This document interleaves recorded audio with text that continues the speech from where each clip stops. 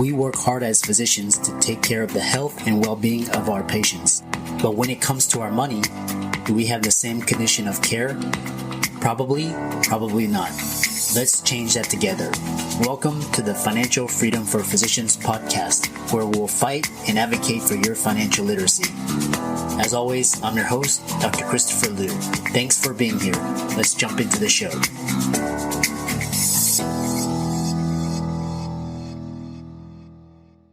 This week's episode is sponsored by CityVest. CityVest has quickly become the most popular and best way for doctors to invest in top-performing real estate private equity funds that are usually reserved for institutional investors. This unique access to investing in these institutional funds is available for the first time ever through CityVest's easy and secure online investment platform. CityVest does the hard work of conducting due diligence and vetting the investments. They even get a third-party due diligence report that is posted on their website. As a result of aggregating a several million-dollar investment amount into their access funds, CityVest gains access to investing in the institutional investment and is able to negotiate better investment terms such as a 12% preferred return. You can check them out at cityvest.com or go to the link in the show notes below. Welcome, everybody, to this week's podcast episode for the Financial Freedom for Physicians podcast. I'm your host, Dr. Christopher Liu. And as you know, I talk about 4 different types of freedom: time, financial, location, emotional freedom. And the podcast started out during the pandemic as a group of physician guests and audience. And now the brand has grown so much that it's time to expand and help the rest of the world. So in that light, I bring on entrepreneurs, investors, business owners, public speakers, coaches to let you know the cutting edge types of things that are being done on the fringe, and hopefully both sides can benefit. So today I'm pleased to introduce Andrea Lukac from Austria. And what's interesting is she does psychological counseling, coaching, and she's also an NLP trainer. So we'll learn all about the way you use your language, your thoughts and emotions to create and impact change. So Andrea, welcome. Welcome, everybody. Yeah. Thanks so much for coming on to the podcast. I know we had some scheduling issues and, we met through Podmatch, but what's really interesting is, the work that you do, especially in the European region, and you're using NLP and coaching. Coaching is a really big industry here in the States. And so just tell us how you got started and we can go from there. Yes, as I entered the business world after studying economics, I realized that not everybody is happy. So nor did I. And I had to change something about it. And so it brought me to the coaching industry. And after I felt very overwhelmed and almost broke out, I created a system to help people to come into their power and live life fullest. I like that. I think that really the personal development, the coaching industry has really blossomed during these times, especially with the impact of COVID on mental health and just people looking for more than just the traditional means of fulfillment. So that's, it's great to see people from all walks of life taking charge of their lives. And so it looks like what's interesting is that you do, what's particularly interesting is the idea of boundaries, because, growing up, I was a people pleaser, didn't know how to say no, didn't learn till later in life how to set healthy boundaries. And so I think that hurt me a lot in my earlier years. So tell us, healthy boundaries, know and set your own and accept others. Tell us more about that. Yes, it was the same with me. So I haven't learned it as well in my young years, and I had to learn it. But it's a matter of respect. We are respecting other people's boundaries, and why not demanding it for ourselves as well? because we can just give to the world as much as we have by our own. And if we feel exhausted or judge ourselves, which takes a lot of energy from us, so why should we not be in our power? Interesting. Very interesting. And when you say what's interesting is how does, I guess the first step is what is the first step in how to set healthy boundaries? So to be clear about their own wants and needs. So if I don't know where I want to go, so I cannot change anything. And if I'm not aware of it, there will not be a change. So I will be driven by life like a ping pong ball. Oh, that's quite interesting. So if you're not clear and you don't really know yourself, values, and basically you're just reacting to one stimulus after another. Yeah, that's quite and how can we bring more clarity into a situation? So to bring clarity into a situation is to become aware of what really is. Often we tend to label or to interpret things. So, and by doing so, we step one step backwards while being our best observer, to have a look on what really happened, what really was in here in that situation, to become clear about what our thoughts were at that moment and how we felt, because our body, our mind, and our emotions are connected. Doc to Doc is a personal lending solution designed by doctors for doctors. We understand that doctors' financial situations change faster than an insulin drip in ketoacidosis. And we also understand that doctors are the most reliable borrowers in the world. Through our proprietary algorithm, we're able to provide personal loans at great rates with amazing flexibility, because we take into account your schooling, your specialty, and where you are in the medical journey. Doctors come to us after they've matched into residency, and we loan for all sorts of personal reasons, from credit card debt consolidation to family expenses and medical bills. We speak with everyone who applies for a loan and offer fixed interest rates and flexible term options without prepayment penalties. If you're a physician looking for a personal loan, fill out our application form now. It only takes 3 minutes, and we'll get back to you with a decision within 24 hours. When you say knowing yourself, what do you mean by that? Expand upon that. To know how I'm acting and thinking in certain situations. Oftentimes we are not even aware, because we keep the habit going, as we are creatures of habit, but to stop it, we have to become aware of our habits as well. And then what's interesting is when you talk about habits, there's patterns of success, there's patterns of failure, there's patterns of dysfunction, and habits are really key and really becoming aware of that. How do you as a coach and trainer, how do you become aware of what is outside of our conditioned mind?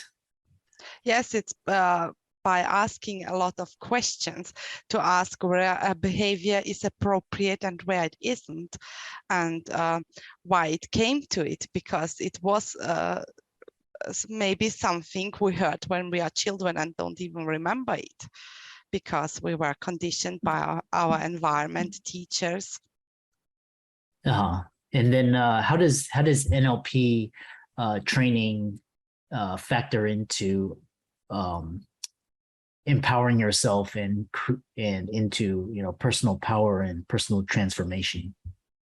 Yes, to understand that it was designed in the past, it can be lived in the now. And when fear or overthinking comes, it just shows that we are with our thinking in the future and not in the present. And by observing our wording we use, we can even realize either our focus is in the past, in the present, or in the future. Yeah. And what's interesting is that you talk about your past does not determine your future. What do you mean by that? So whatever happened in the past, in our childhood, it has no control over our future if we don't allow it. So if we realize such a pattern and we understand that it maybe was said to us from a teacher, let's say, and we are hearing these words in our mind still when we are performing some thoughts or things, and to give the thought back and stop it and to create a new one, which is more suitable for our goal. Yeah, that's so interesting. And then the other thing is I want to talk about especially self-care in today's world, because, I think mental health is really coming to the forefront. So much issues with anxiety, depression, burnout, suicide, just so much fear, uncertainty in the world. What is your recommendation for navigating just mentally and emotionally these uncertain times? Mm-hmm. To understand that, let's say, depression is mostly because we are focused on our past. And if we fear or are overwhelmed, it's almost because our focus is in future. And so to bring it back, if we want to have a look on fear, so we can have a future pace and see how we could act in a future situation, and by bringing it down into little steps on how we could act then, and imagining it and maybe visualizing it or feeling it, how we would feel then, our brain cannot distinguish either we are imagining it or living it. And so we will be prepared for the next time. It will not be something new for our brain, because it already had relived it. So it will be something we are doing again and not the first time. And when it comes to depression, to understand that we are in the past, but it does not determine our future. We can understand what happened in the past and what are the thoughts which are hindering us, and to release it and to see how we want it now. Yeah. What's interesting is, I've heard one of my mentors in a famous quote. I always like to use quotes because it's kind of combines everything, is, life is happening for you and it's not happening to you. So, whatever is, whatever bad events or traumatic events happened in the past, it's not a reflection of you, and it's, it was meant to serve you. So if your worst day ever could be the best day ever, because if you learn from it, you glean the lessons and you take it on and move forward. So how do people, a lot of people, especially empaths, people pleasing, people that don't have healthy boundaries, they all are controlled by guilt and shame, really kind of low self-esteem. How do people stop this inner critic? Yes, to become aware of what was and how they felt, and to have a look on where maybe this sensation was in the body, and then just being their own observer, observing how the body is sitting on a chair or while you're going, how it, what you can feel on sensations in your body. Mm-hmm. And to know that you are valuable and you were programmed that way, and you can change it. But you can change it just when you are aware of it. So if you are not aware of it, you will not be able to change it. And to go one step backwards and just to be there best observer. So also people, if they are thinking, they mix it up with I'm feeling, but feelings, knowing what feelings are, we can feel anger, we can feel happiness, we can feel sadness, but we cannot feel, I feel like I cannot do it. So to distinguish that here was a thought process behind and not a real feeling. And by becoming clear, we will gain more, and we will set little goals, and when we achieve one at a time, we can celebrate it. And by celebrating a lot of it, it will become a habit, and our self-esteem will also rise up, because oftentimes we don't even realize or recognize what we already did in the arena of good things already. And it's by becoming aware what we already did to the world, or what we accomplished very good, we can honor ourselves, and the self-worth will go up with it. Interesting.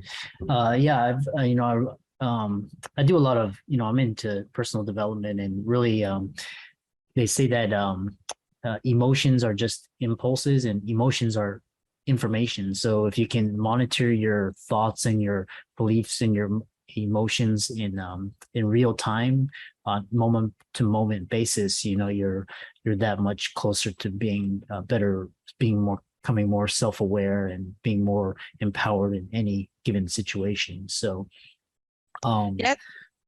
Go ahead. Yes, to bring it into an order, because there is an order to it. There's first a thought, and then an emotion comes. Then we tend to go into action, and after it, a result appears up. So to keep this order in mind as well. Mm-hmm. How do people, it sounds like we have the, like we were talking about earlier, we are living in very interesting times. We're in the middle of a war, recession, possible depression, gas, inflation, food. We're recovering from a pandemic. Like you were talking about, people are quitting their jobs. We can't find people in this traditional service sector. So it's all of these events all at once. So how do you, like, and you turn on the news every day, here in the United States, you hear about mass shootings, almost consistently. So with all this garbage that's going on, how do people empower themselves in these down phases of life? Yes, to acknowledge what they did good, and if they feel down, they can anchor a past positive situation where they can bring up the resources to follow their dreams and passion in the real life. Quite interesting. You said something very profound. And then I know we're coming close to the end of our conversation, which was really interesting. And why is it that self-care is so important in these phases of life? Yes, because it brings us inner self-care, brings us our power back. So if we give a lot and give to have the power to continue, we have to take a break and to fill our batteries. And here's where self-care comes into place, because when we are overthinking and rethinking everything and don't care of ourselves, we get exhausted, and our energy drops down. And to keep it high so we can be productive, we need to step backwards, take some little time for us to either meditate, clear the mind, or to fill it with some fun things which give us pleasure. Okay, interesting. I know a lot of people listening to the conversation are very interested in visiting your website, talking to you, contacting you. So how can they do that? So they can contact me best via email, which would be andrealukac.coaching@gmail.com. Yes, and for all the listeners out there, all of Andrea's resources will be included in the show notes. Any final resources or anything that can help listeners get on their start or on their journey towards self-fulfillment, personal development? Yes, to become their own best observer. So become your own best observer. Yeah, you said it so nicely. Self-observation and being mindful in the moment. So thanks so much for coming onto the show, and thanks so much for the wisdom, and we look forward to hearing about your future success. Yes, welcome, and I hope you enjoyed it. I'm excited that you made it for another episode. You are truly the best. If you've been following the show for a while, you know that my passion is to bring you the education you need to find your path to financial freedom. Please come back week after week for new content, new resources, and great guests. Until then, if you haven't already, please be sure to check out the website, www.drchrislumdphd.com for more support. I'll see you next week.